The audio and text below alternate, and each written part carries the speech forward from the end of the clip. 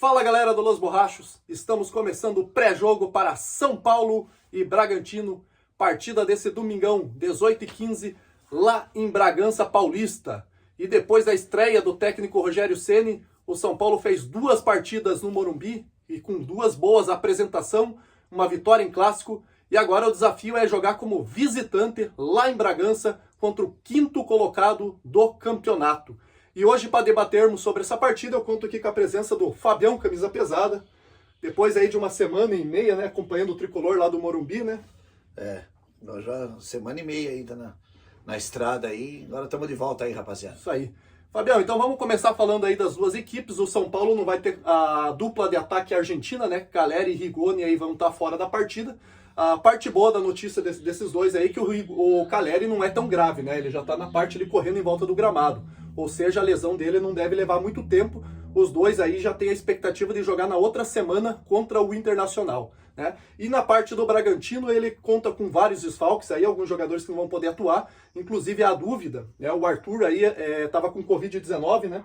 Então ele pegou dia 12, foi diagnosticado, amanhã vai completar 12 dias. Então vai depender de exames aí, tem o Ítalo também com Covid, esse já pegou um pouquinho depois, tá fora. Então o Bragantino aí com a cabeça também na final da Copa Sul-Americana, daqui 8 jogos ele disputa essa final.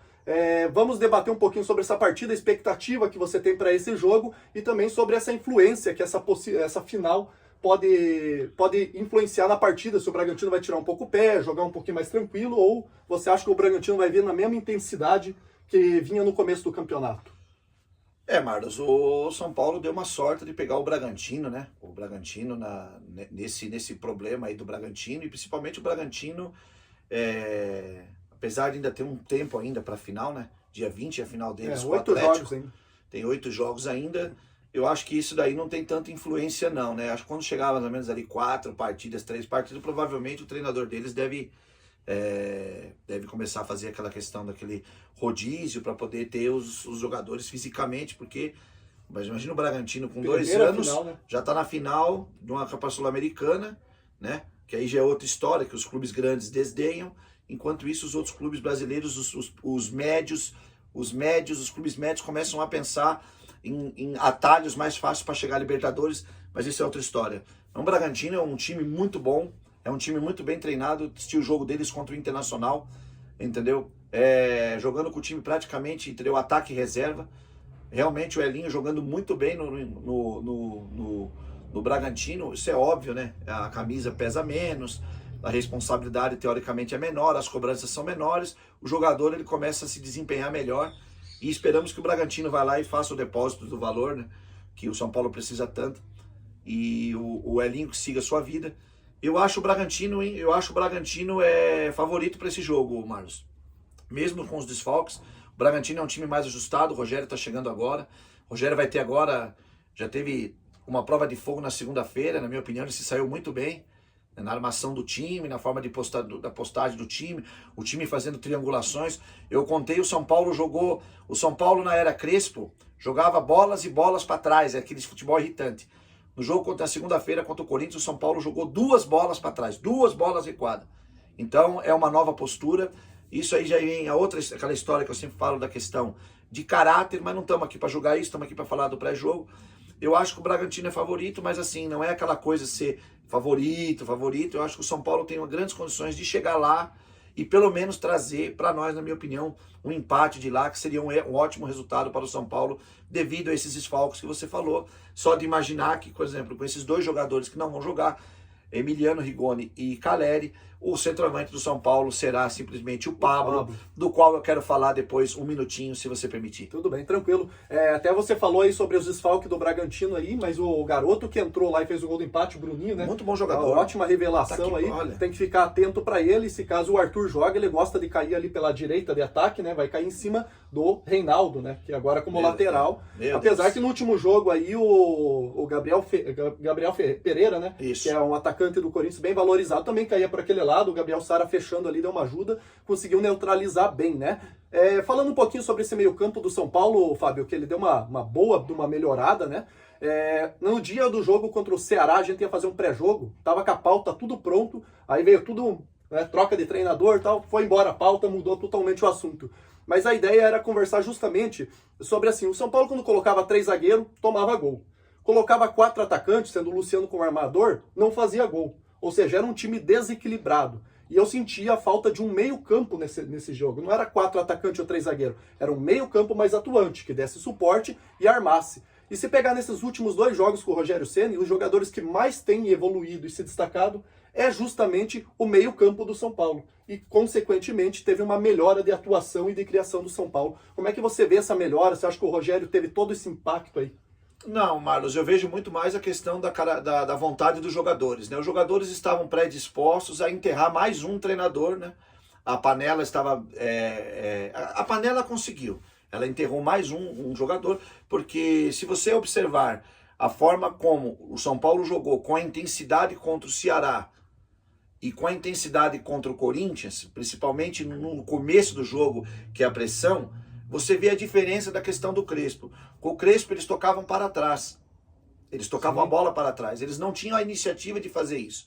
Então é visível, isso é notório, né? Por exemplo, a mim, pode enganar quem quer que seja. A mim, não me engana mais. Entendeu? Esse elenco não me engana mais. Né? Não é porque ganhou do Corinthians, as coisas ficaram passadas. Para mim, eu volto a dizer, bato na tecla. Tenho a minha opinião e vou bater em cima dela. No final do ano, nós temos que ter uma reformulação de elenco e tal, tudo. Esse elenco do São Paulo é para jogar dessa forma. Se vai ser campeão, se vai ganhar, eu acredito que não. Mas ele jogando dessa forma, ele consegue dar o melhor dele, ele conseguiria estar lá em cima e provavelmente faria mais frente ao Palmeiras, não teria sido eliminado pelo Fortaleza na Copa do Brasil. Sim. Então eu acho que é muito mais a vontade dos jogadores. Eu acho que o Rogério, óbvio, o Rogério tem o fator Rogério, que é o primeiro, é o novo treinador, todo mundo quer jogar, entendeu? Mas infelizmente, entendeu? Eles não queriam jogar. Óbvio, tem os erros do Crespo, eu não estou aqui isentando o erro, o Crespo teve vários erros, improvisações. Não se improvisa no futebol. A palavra improvisação é uma palavra destinada quando você não tem solução, você vai lá e improvisa, você não tem uma solução. Agora, quando você tem jogadores na posição e você improvisar, você realmente ganha o apelido de professor Pardal. Tomara que o Crespo leve isso, entendeu? Para a sua carreira, como experiência para ele, porque ele é um treinador novo ainda. Ele tem umas ideias boas, ele tem que entender muito onde ele está e onde ele está aplicando. Exatamente. Né? Isso aí eu acho que serviu de experiência para ele. Com certeza. Até você falou aí, acho que vai ser um bom tema para a gente debater no futuro aí, sobre a reformulação de elenco, vai ter vários jogadores saindo do São Paulo no final do ano.